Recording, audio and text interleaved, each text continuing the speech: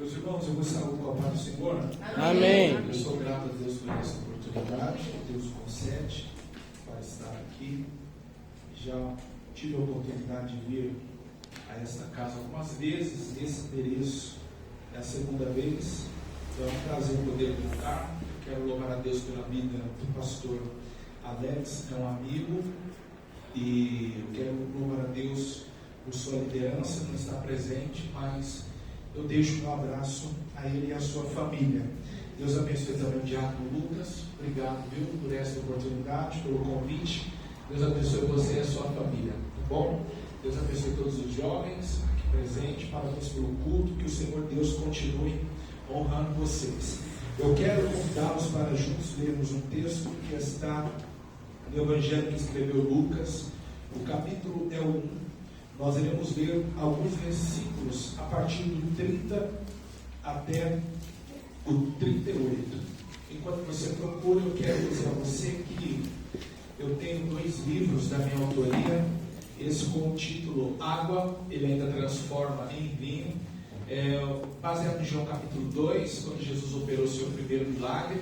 Eu o lancei em 2016 e desde então tenho abençoado muitas vidas.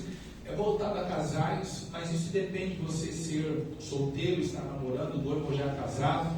Ao ler, você irá descobrir as fases de um relacionamento, quando ele está na fase do vinho bom, do vinho ruim, ou quando chega na água.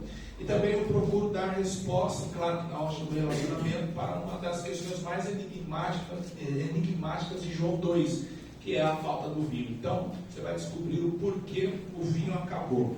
O segundo livro eu vou lançar ainda no dia 17 deste mês, mas já está à venda. Tem por título Mentoria para Pregadores. Leia, interprete, aplique melhor os seus sermões. Aqui eu oriento pessoas a entender a Bíblia, a montar sermões, introduzir uma mensagem, a entender o que é o contexto, a aplicação. É um manual, você irá ler e certamente poderá consultar todas as vezes que precisar. Ele custa R$20 e o primeiro que eu avisei, 25. Caso você queira levar os 2, você poderá me abençoar e ainda terá um desconto, sairá por R$40, tá bom? Se caso você não quiser adquirir o livro, eu também trouxe algumas trufas, tá bom? Tenho certeza que vai adoçar sua noite. São trufas caseiras. Quando cada mordida, pode ter certeza que é uma língua estranha, é uma bênção recebida. É coisa de crente, tá? Os que encontraram o texto bíblico, por favor, digam amém. Amém. Lucas capítulo 1, versículo 30 nos diz: Disse-lhe então o anjo: Maria, não temas, porque achaste graça diante de Deus. E eis que em teu ventre conceberás e darás à luz um filho, por-lhe-ás o nome de Jesus. E este será grande e será chamado Filho do Altíssimo, e o Senhor Deus lhe dará o trono de Davi, seu pai. E reinará eternamente na casa de Jacó, e o seu reino não terá fim. E disse Maria ao anjo: Como se fará isso, visto que não conheço varão? E respondendo o anjo, disse-lhe: Descerá sobre ti o Espírito Santo, e a virtude do Altíssimo te cobrirá com a sua sombra, pelo que também o santo que de ti há de nascer será chamado Filho de Deus. E eis que também Isabel, tua prima, concebeu um filho em sua velhice, e é este o 6º mês para aquela que era chamada estéril, porque para Deus nada é impossível. Disse então Maria: Eis aqui a serva do Senhor, cumpra-se em mim segundo a tua palavra. E o anjo ausentou-se dela. Amém? Por favor, se assente de preferência, dando glória a Deus, porque somente Ele é digno de receber adoração. Eu também quero ser grato pela vida da minha esposa, que sempre me acompanha. Deus te abençoe, viu? Irmãos, nós acabamos de ler um texto, o qual o Senhor trouxe ao meu coração para a proposta desta noite, o culto com a participação da juventude. Pois neste capítulo, Lucas nos mostra uma das jovens, uma das mulheres mais notáveis da Bíblia Sagrada. Eu costumo dizer que Maria, ela é um tanto injustiçada injustiçada por nós pentecostais, e o fato se dá pelo fato dela ter sido tomada como uma figura divina dentro da Igreja Católica, ao ponto de estes então crerem que assim como Jesus foi assunto aos céus, recebido de forma corpórea, Maria também foi. E diante desta veneração, diante desta adoração, nós pentecostais deixamos a figura da pessoa Maria de lado, e eu acredito que nós cometemos uma injustiça com a pessoa pelo fato de ser alguém que aceitou o propósito e aceitou a vontade de Deus para a sua vida, assim como muitas outras mulheres e como muitos homens de Deus fizeram. Se você não sabe, Maria, ela vivia em um contexto onde a moça jovem, estando desposada ou estando noiva, ela deveria ter os mesmos compromissos de uma mulher casada, isso no que tange à fidelidade. Porque dentro desse contexto, quando ela era prometida em casamento, um contrato era assinado. Então, a partir daquele instante, ela já estava comprometida e nada poderia romper aquele relacionamento. E observe vocês que as obrigações, elas passavam no caso da fidelidade, e se ela fosse infiel, se caso ela traísse este noivo, assim como a que era casada, ela também seria apedrejada e morta. Então não foi fácil receber um anjo na sua casa e aceitar a proposta de Deus para a sua vida. Mas observe os irmãos que no momento em que Maria entende o que Deus quer com ela, ela simplesmente se rende à vontade do Senhor. A Bíblia nos mostra que, tal qual as jovens da sua época, era Maria, uma moça virgem e certamente serva do Senhor. Porque no momento em que Gabriel entra na casa dela e lhe diz: salve agraciada, duas coisas aqui merecem atenção. Primeiro é o tipo da saudação, porque os judeus eles não se comunicavam desta forma. Os judeus eles desejavam sempre que a paz estivesse sobre a pessoa ao qual eles estavam encontrando. Shalom Adonai é uma palavra de saudação dita não só quando as pessoas se encontram, mas no momento em que elas se despedem, no momento em que elas desejam um bom dia, uma boa tarde, uma boa noite. E o anjo chega na casa dela e não diz isso, mas ele olha para ela e diz: salve. Então ela neste momento percebe que aquele varão não era daquele lugar, mas ela então permite ele dar sequência na sua fala, pois certamente ela percebeu que ele era um mensageiro, e ele olha para ela e diz: agraciada. Aqui esse ponto merece atenção, porque isso coloca Maria como qualquer jovem da sua época, ou seja, nada em nela chamou a atenção de Deus. Existiam outras virgens, existiam outras moças compromissadas, ou existiam outras casas que Gabriel poderia visitar, mas algo que somente a graça pode explicar fez com que Gabriel fosse até a casa dela, fosse com que Deus desse àquele anjo o endereço de Maria, e para que nenhuma dúvida restasse, ou até mesmo para que nós compreendêssemos e não achássemos que ela tinha algo especial, o anjo já disse no início: salve agraciada. Naquele momento ele estava dizendo para ela: a minha visita aqui se deve pela graça de Deus, você foi escolhida pela graça de Deus. Com isso nós podemos entender que Deus também, irmãos, poderia ter posto no mesmo lugar onde você agora está assentado, assentada, qualquer outra pessoa. Em nós não há nada que chamasse a atenção de Deus. O Senhor não nos olhou e nos viu já agora, do jeito que estamos, uns de terno e gravata, outras de vestido, independente de se terno ou de vestido, mas bem arrumado, alinhado. O Senhor não olhou para essas coisas e não foi por isso que Ele te salvou. Deus não te salvou porque Ele olhou e disse assim: não, eu tenho que salvar esta pessoa, eu tenho que trazer esse jovem porque ele é de paz, eu não consigo resistir, então eu terei que fazer alguma coisa. Não, muito pelo contrário. Paulo, quando escreveu a sua carta no capítulo capítulo 5, ele diz assim: e nisto Deus prova o seu amor para conosco, em que Cristo morreu por nós, sendo nós ainda pecadores. Paulo com isso está dizendo que nós éramos iguaizinho a quem está do lado de fora agora. Nós estamos mergulhados nos mesmos pecados, nós éramos réus do mesmo inferno, nós estávamos debaixo da mesma condenação, mas algo que somente a graça explica, fez Deus nos resgatar, nos colocar aqui, assentado neste lugar especial. Glória a Deus.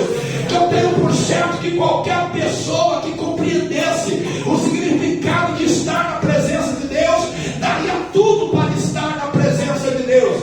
A questão é que as pessoas que querem estar distante do Senhor, elas estão fora de si. Se você ler Lucas capítulo 15, você vai perceber Jesus falando acerca do filho pródigo, que ele saiu da casa do seu pai, ele pediu a sua herança, ele gastou todo o seu dinheiro, só que houve um momento que ele caiu em si, quer dizer que ele recobrou a consciência.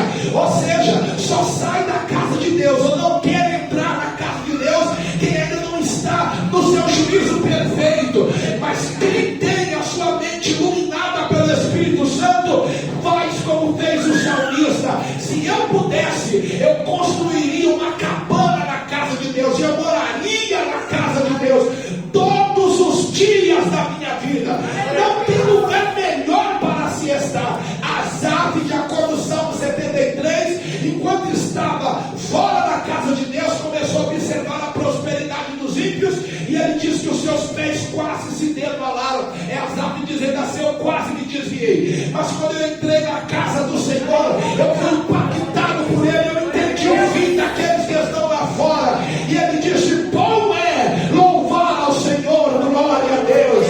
Observe que a graça de Deus nos alcançou, a graça de Deus nos trouxe aqui. Nós não estamos aqui por méritos pessoais, você não está aqui simplesmente porque você ora demais, jejua demais, é fiel demais. Não, tem gente mais justa do que você. O que te sustenta aqui é a graça de Deus, é o amor de Deus, é o poder de Deus. Louvado seja o nome do Senhor Jesus.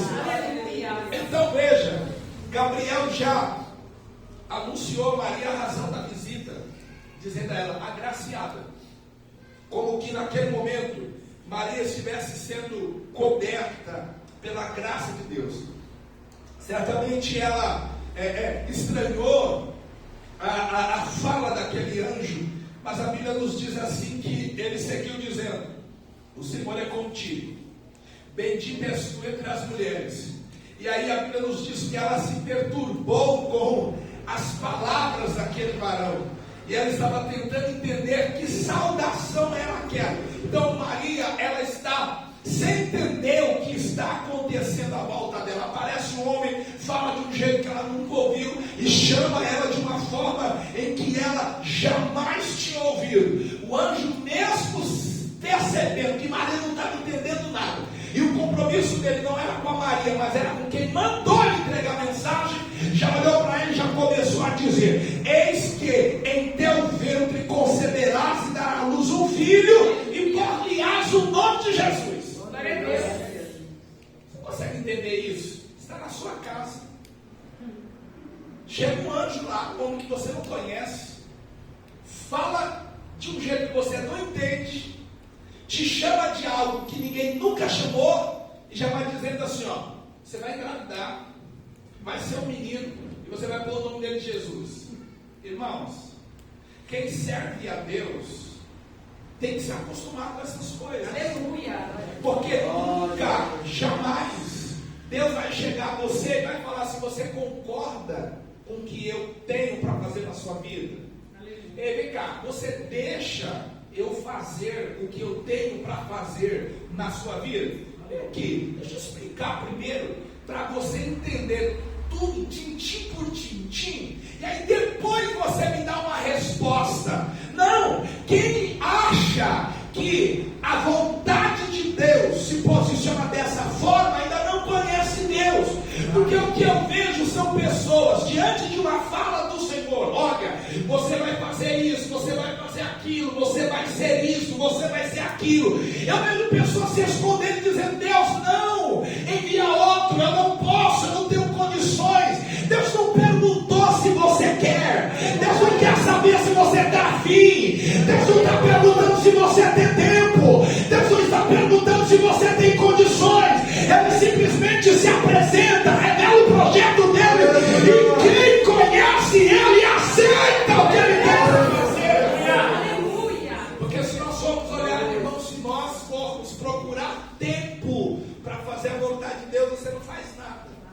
Eu tenho certeza que se agora, diante de uma exigência profissional, diante de uma oferta salarial maior, diante de uma oferta de um cargo melhor, o teu patrão chegar e falar assim: olha, eu preciso que você entre na faculdade e faça determinado curso. Eu duvido você olhar para ele e falar assim: eu não quero dinheiro, eu não quero a posição, e eu vou ficar onde eu estou. Até quem não gosta de estudar, dá um jeito de arrumar estudar. Quem não tem dinheiro, dá um jeito de arrumar. Por quê? Terá uma profissão melhor, um cargo melhor, vai ganhar mais. Aqui você pode até não ter um cargo melhor, uma profissão melhor, dinheiro melhor, mas uma coisa é verdade: você vai ser um instrumento melhor. Deus vai te usar mais, Deus vai te levantar mais. Então, por que resistir o que Deus tem para fazer na sua vida? Meu Deus, aleluia. Quando Deus enviou Ananias para orar por Saulo, ele ainda disse assim: duro te será recalcitrar contra os aguilhões. Assim, é você que escolhe, porque você está preso em Deus. Quanto mais você lutar e quanto mais você resistir para não querer fazer aquilo que Deus quer na sua vida, pior será para você. E aí alguém vai dizer assim: não, mas eu não quero, porque quem está lá está sofrendo muito, quem está fazendo lá não está aguentando. Quem é que disse que servir a Deus é fácil? Quem é que disse que só é perseguido quem trabalha na igreja, quem aceita fazer uma função? Aceitou Jesus, você já virou alvo. Levantou a mão para o Senhor, o inferno já se levanta. Resolveu fazer a vontade de Deus, o inimigo mira você. Mas independente de qualquer coisa, a mão de Deus te guarda, a mão de Deus te protege, Deus te dá graça. Eu vim aqui nessa noite falar a pessoas que estão resistindo à obra de Deus na sua vida. Para onde Deus vai te mandar, não sei. O que Deus vai fazer na sua vida também não sei. Eu só sei que você precisa aceitar a vontade de Deus na tua vida. Maria não teve o direito de decidir se queria engravidar ou não. Porque observe, quando eu casei com a Camila, ela não queria filho logo. 6 anos casados, íamos fazer 6. Essa esposa, acho que está na hora de a gente pôr mais um membro aqui dentro dessa casa. Está só nós 2 aqui. Aí ela falou assim: não, vamos esperar você terminar a faculdade. Deixa mais para frente isso aí. Quase 6 anos já casados. Até que ela aceitou, no mesmo ano engravidou, no ano seguinte o Heitor nasceu. Veja que hoje, quando nós tratamos principalmente de filhos, há uma negociação. E aí, mas como é que é? Vamos ter no primeiro ano, assim que nós casarmos, vamos esperar a vida profissional e financeira se estabilizar, nós vamos nos organizar, vamos ter filhos depois dos 30, ou vamos ter antes dos 30. Hoje, cada vez mais as mulheres estão gerando filhos mais tarde, diante de toda uma vida que permite, é possível hoje, de repente, aos 35, aos 37, ter ainda a primeira gravidez e sonhar com os filhos. Maria não, irmãos. Nós estamos falando de uma mulher de 14 anos de idade aproximadamente. Na cultura judaica, aos 12 para os 13 já era maior de idade. Aos 14 anos aproximadamente, Maria engravidou. Na nossa cultura, uma adolescente, mas naquela cultura, uma mulher. Independente disso, nem casada estava. O anjo já chegou e disse: você vai engravidar. Não perguntou se ela queria engravidar naquele ano, se era um projeto para daqui 10 anos, ou se filhos.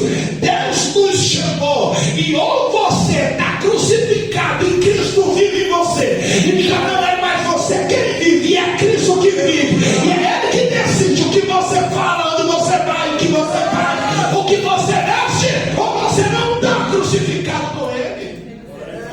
Você vai cantar, mas ninguém perguntou se era projeto dela. E olha que coisa, já disse assim, vai ser um menino. E se eu quiser ser um menino? Vai ser um menino. Quer mais? Porque às vezes a gente acha que a gente aceitou Jesus e a liberdade que Ele nos deu é para a gente chegar aqui e fazer quando a gente quer, do jeito que a gente quer, e falar da forma que a gente quer. Sou livre. Liberdade é do pecado. Agora nós estamos presos à vontade dele. Porque o anjo olhou para ela e falou assim: vai se chamar Jesus. Aleluia.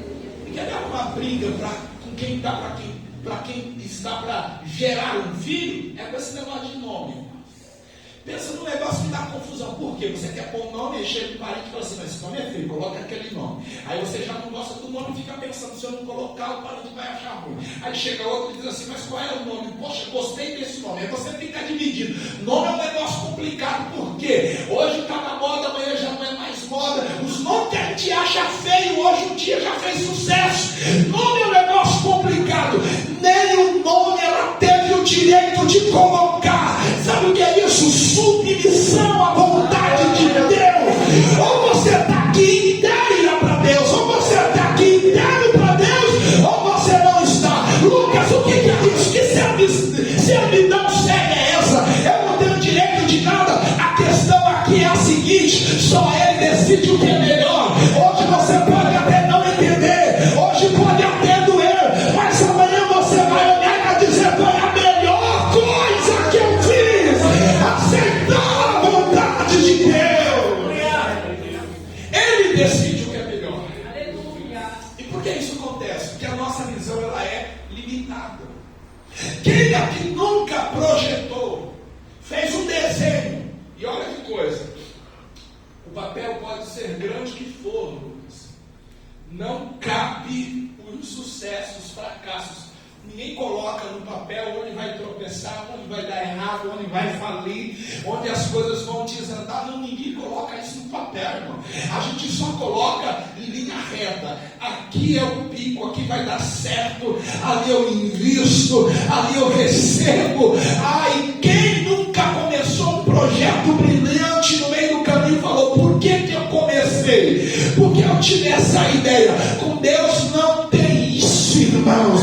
Olha como Deus projeta. Deus disse assim: Moisés, eu vou tirar vocês do Egito, vou levar vocês para Canaã, e no meio do caminho eu quero vocês me servindo, eu quero vocês me adorando. Quando Israel chegou diante do Mar Vermelho sem saída nenhuma, o povo começou a murmurar, como quem dizendo: o projeto de Deus, está vendo, a gente aceitou e agora não tem saída, nós vamos morrer aqui no meio do deserto. Moisés olhou para cima, começou a orar, e a resposta de Deus foi assim: Moisés, não é hora de orar, é hora de marchar, Moisés. Eu não disse que eu vou levar vocês para Canaã, então continua andando. Quando é Deus que projeta, Ele não aceita você parar.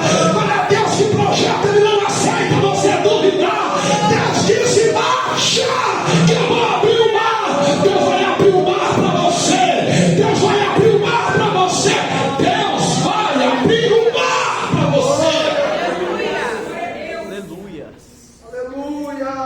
Poderoso, meu Deus. E aí o anjo disse assim para Maria: ó, ele será grande e será chamado Filho do Altíssimo, e o Senhor Deus lhe dará o trono de Davi seu pai, e reinará eternamente na casa de Jacó, e o seu reino não terá fim. O Senhor estava dizendo para ela: você vai gerar um projeto grande, você vai gerar um Messias, você vai gerar um rei, irmãos. E olha que coisa, embora Maria fosse descendente de Davi, as condições dela não permitia gerar um rei. Irmão, se um bebezinho que nasce, a gente fica preocupado com quarto, com começo, com fralda, com isso, com aquilo, como que vai ser? Imagina só o filho de alguém importante, irmão. Porque o leite deve ser o preço da cesta básica. Ele não bebe qualquer coisa, não come qualquer coisa. Imagina a preocupação, irmãos. O Senhor diz que você vai gerar um rei. E as condições dela não permitiam ela gerar um rei, irmãos. Porque no dia que foram apresentar Jesus ao templo, a Bíblia nos mostra ali a condição social daquela família. Lucas disse, conforme a lei, eles entregaram ao templo como oferta ao Senhor um par de rolinhas e pombinhos. Só que esta era a oferta dos pobres. Por quê? Quem ofertava um boi? Os poderosos. Eu costumo dizer que quem ofertava cordeiro? Os classe média. Agora os pobres não. Pobre não tem condições de ofertar um boi. Um pobre, entre ofertar um boi e comer, ele vai comer o boi, Lucas. Ele não vai queimar o boi, porque ele necessita, ele não tem condições de dar uma oferta tão grande assim. Pobre não oferta boi, pobre não oferta cordeiro. Só que a lei, ela era tão igualitária que ela dava condições a todas as pessoas ofertarem. Não tem um boi, não tem um cordeiro, então pega um par de passarinhos e oferece. Aí eu não tenho condições de dar um par de passarinhos, então enche a mão, um punhado de farinha, leva diante do sacerdote e entrega como a sua oferta. Mas ninguém ficava sem ofertar. Quando Maria entregou um par de rolinhas e pombinhos junto com José, eles estavam declarando a sua condição social. Irmão, Deus vai dar um rei, só que nós não temos condições de criar um rei.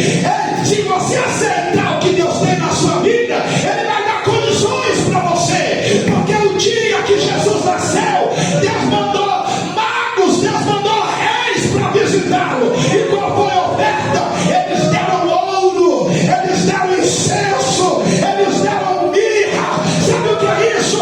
Se você aceitar o projeto de Deus na tua vida, Ele vai cuidar de você, Ele vai dar a condição que você precisa.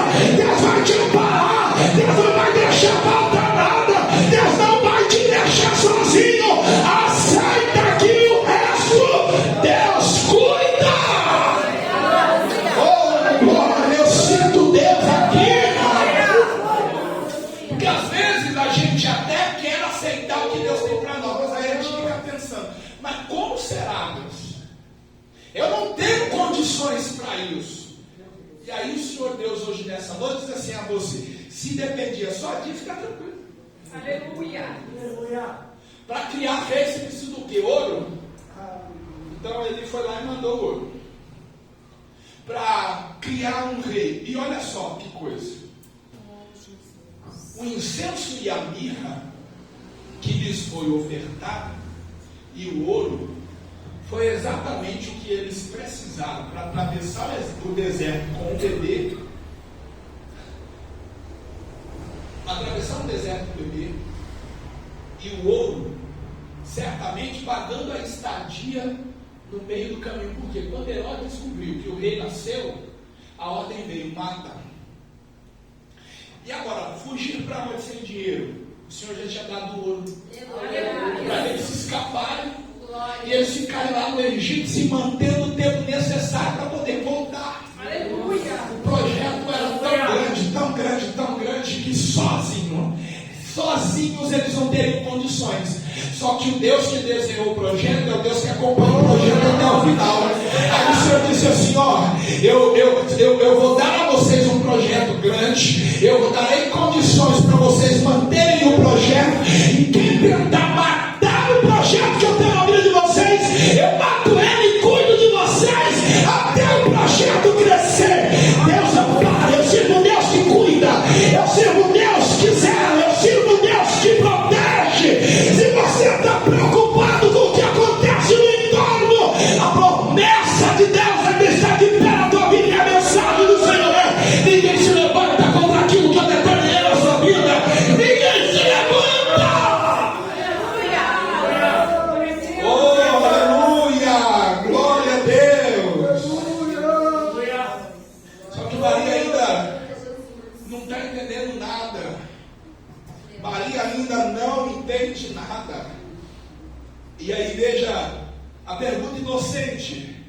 que ela faz ao anjo? Como se fará isso? Visto que não conheço varão. É Maria dizendo assim: tudo bem, o projeto é maravilhoso. Eu vou engravidar, vai ser um menino, a gente vai colocar o nome de Jesus, vai ser um rei. Tá tudo muito perfeito. Mas isso vai acontecer como? Nem casado eu sou. Aí o anjo olha para ela e fala assim: fica tranquila, a sombra do Altíssimo te cobrirá. Aleluia. E você será cheio do Espírito Santo. Aleluia. O projeto era grande, era maravilhoso. Só que enquanto o anjo está falando com ela, Maria está pensando assim: mas eu não sou casada, eu não tenho marido, como é que isso vai acontecer? Maria está pensando que o que Deus tem para fazer na vida dela precisa da participação humana. E o anjo está olhando para ela e diz assim: não, você não entendeu ainda, quem vai fazer é Deus. Tem coisas tão grandes que Deus tem para fazer na nossa vida que a gente fica assim: mas quem é que vai ajudar? Quem vai financiar isso? Mas quem vai estender a mão? Aí o Senhor olha assim: mas quem é que diz que eu preciso de um parente? Quem é que diz que eu preciso de um amigo? Quem é que diz que eu preciso de alguém para financiar? É Deus que está dizendo que vai fazer. O projeto só depende de Deus. Tudo só depende de Deus.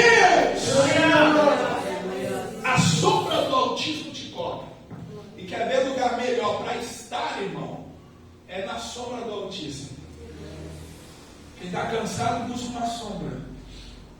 Quem está exausto busca a sombra. Por mais que nós desejemos o sol, irmão, melhor que o sol é a sombra. Aleluia. Se você observar, o Salmo 91 nos diz: aquele que habita no esconderijo do Altíssimo, a sombra do Onipotente descansará. É o salmista dizendo assim: só tem direito de descansar na sombra do Altíssimo aquele que habita no esconderijo dele. Aleluia. Onde é que você está? Correndo de Deus ou procurando habitar em Deus? Morar em Deus? Se refugiar em Deus? Se você nesta noite correr para Deus, Ele lhe dará o direito de descansar na sombra do Onipotente. Quem descansa à sombra do Onipotente, nos diz o Salmo 91: 1000 caem ao seu lado, 10.000 à sua direita, mas ele não é atingido, porque ele está no melhor lugar, na sombra do Onipotente. Glória a Deus. Quem descansa à sombra do Onipotente, ele não teme mortandade que assola o meio-dia, ele não teme seta que voa na escuridão. O Senhor guarda a entrada dele, guarda a saída dele, porque ele está na sombra do Onipotente. Quem está na sombra do Onipotente, caminho tropeça, e se cair, Deus dá ordem aos seus anjos para lhe sustentar com a sua poderosa mão. Aleluia! A sombra do Altíssimo te cobrirá.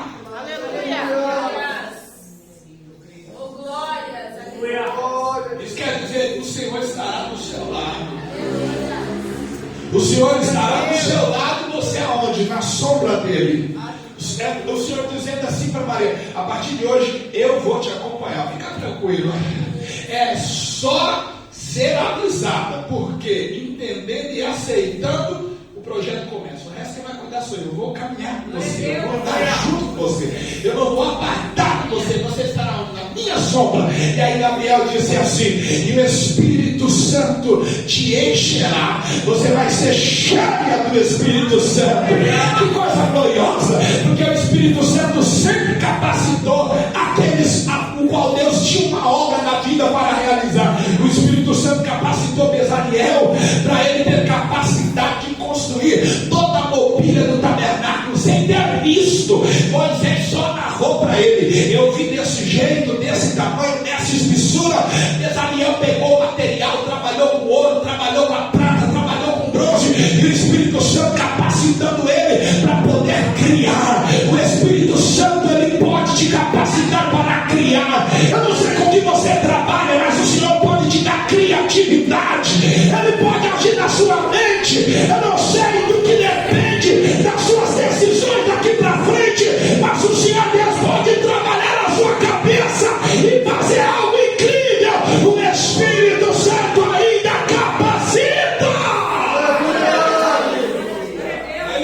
capacitou o Sansão. Uma vez, não, diversas vezes, que diz a Bíblia, o Espírito do Senhor se apoderou de Sansão e ele se curou numa queixada fresca de jumento e matou 1000 homens. Olha o que diz a Bíblia: o Espírito de Deus se apoderou de Sansão e ele arrancou os portões da cidade de Gaza. O Espírito de Deus se apoderou de Sansão e ele rasgou-lhe no meio. Sansão sempre pensou que a razão da força era o cabelo. O cabelo era o sinal de uma aliança. Aí Deus falou assim: não corta, é o sinal da aliança. Quando você vir esses cabelos aí, você entenderá que eu estou com você. Era um sinal da aliança. Mas a questão que lhe dava força era o Espírito do Senhor. Se não fosse, não seria necessário. Todas as vezes que ele fez algo extraordinário, a Bíblia narra, e o Espírito de Deus se apoderou de Sansão. Glória a Deus. Agora, quando a Bíblia diz que o cabelo dele voltou a crescer, é a Bíblia nos dando uma indicativa de que a aliança estava sendo refeita. Sansão sendo humilhado, Sansão servindo de chacota, mas o coração quebrantado diante de Deus, até que chegou a oportunidade dele falar: Senhor, se for preciso, me permita a morte, eu quero morrer com eles, mas me enche só esta vez, para que eu possa me vingar dos meus 2 olhos. Sabe por que Deus encheu Sansão de novo e o capacitou? Não para matá-lo, não porque Sansão desejou a morte, não, porque o Espírito Santo não capacitaria ninguém para pôr fim na sua vida. Se assim fosse, nós daríamos base para o suicídio. A questão de Deus capacitá-lo neste momento, mesmo ele dizendo que morra ele e os filisteus, que Deus sabia que ele ia morrer, é que Deus olhou e falou assim: agora ele entendeu. Na hora da morte ele compreendeu qual era o propósito dele. Então, já que ele entendeu o propósito dele, recebe a minha unção mais uma vez. E Sansão foi cheio e na morte cumpriu o propósito. Deus não quer que você morra para cumprir o propósito. Enquanto está vivo, ele quer te encher. Enquanto você está vivo, ele quer te usar para um grande propósito. O Espírito de Deus capacitou Davi. E Davi matou um leão, matou um urso. Davi tocou a harpa e os espíritos que atormentavam Saul o deixavam no momento em que Davi tocava. O Espírito de Deus o capacitou para ele tocar melhor, o capacitou para ele proteger melhor as suas ovelhas. O Espírito Santo é o agente capacitador da igreja. O Espírito Santo capacitou Pedro para pregar com autoridade, para pregar com graça. Capacitou todos os apóstolos, com exceção de João, os demais todos morreram como mártires. Ninguém entendia a razão da autoridade, a razão da ousadia. Era o Espírito Santo capacitando eles. E o próprio Jesus falou: quando vocês estiverem diante dos magistrados, nem se preocupem com o que vocês terão que falar. O Espírito Santo vai falar no lugar de vocês. Aleluia.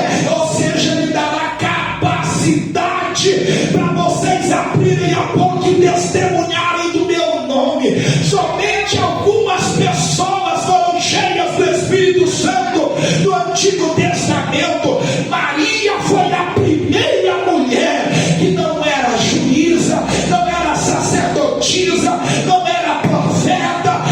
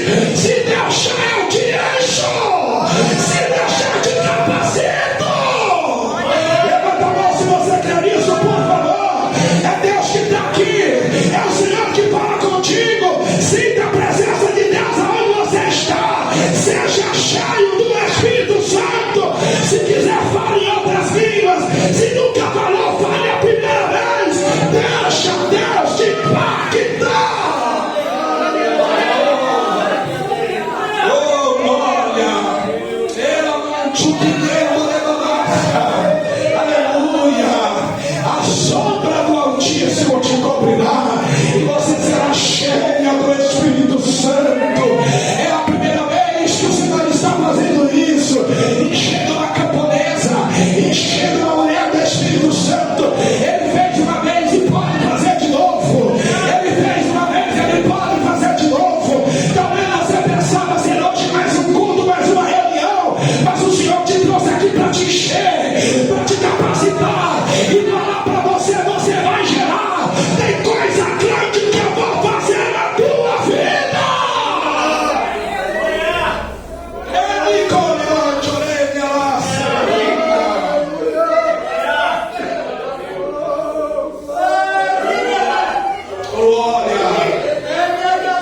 O anjo olhou para ele e falou assim: ó, deixa eu contar uma coisa que você não sabe. Gabriel, deixa eu falar um negócio que você não sabe. Já tem milagre acontecendo na sua vida e você nem está sabendo. Está dando hora de Isabel. Isabel já está no 6º mês de gestação. E ó que é estéril. É Gabriel dizendo assim para ela: você não sabe, mas já faz 6 meses que Deus está fazendo rebuliço na sua família. Quem era estéril já está gerando. Quem era triste já está alegre. Quem não cantava já está cantando. Quando Maria ouviu isso, olhou para Gabriel e disse: então, já que Deus está aqui, cumpra-se na serva do Senhor a tua palavra. É como se Maria dissesse assim: não demora não. Já que é para encher, enche. Já que é para capacitar, capacita. Ei moça, por que você ainda resiste? Já que Deus quer encher, deixa Deus encher. Já que Deus quer capacitar, deixa Deus capacitar.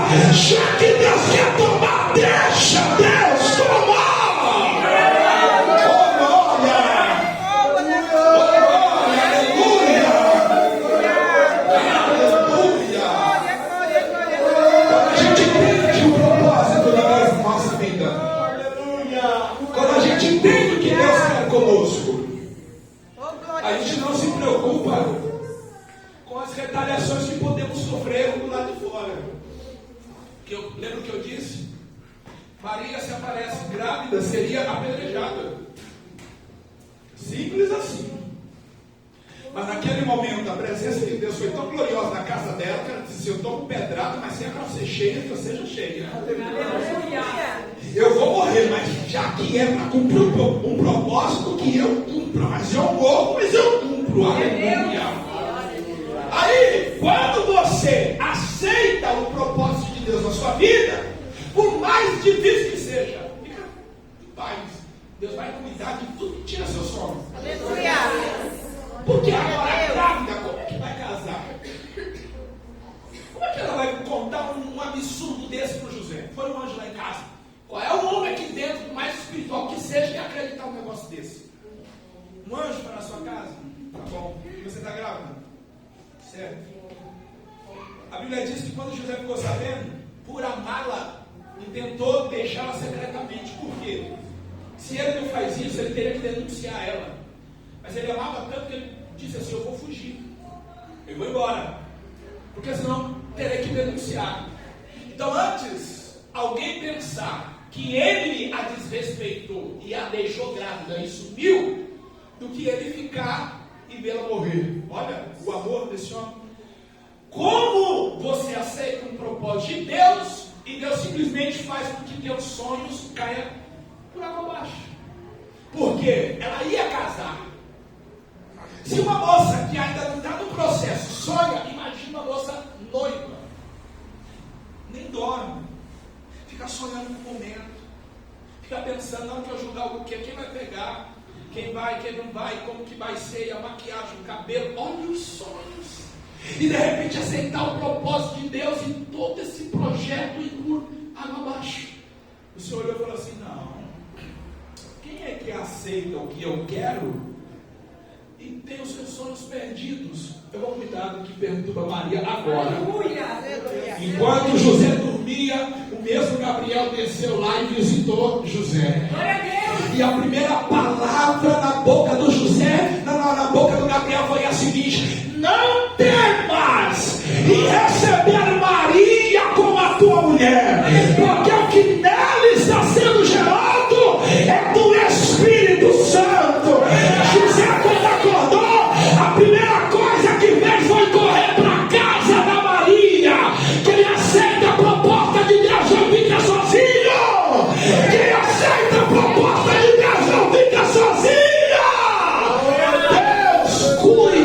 você. Deus cuida de você. Por favor, olha para quem está do seu lado e diga assim: vai resistir até quando? Vai. Fala aí pelo menos para três: vai resistir até quando? Se você tem autoridade de ler essa palavra, diga para ele ou diga para ela. Se aceitar, Deus vai cuidar de você. Se aceitar, Deus vai cuidar de você. Aleluia. Quantos creem nisso, digam glória a Deus. Não é para qualquer um, irmão. Tem que crer muito no que Deus tem. Aleluia. Muito para aceitar um propósito. E algo tão grande como esse. O que eu quero dizer a você é que Deus tem coisas grandes para realizar na sua vida. Quantos tomam posse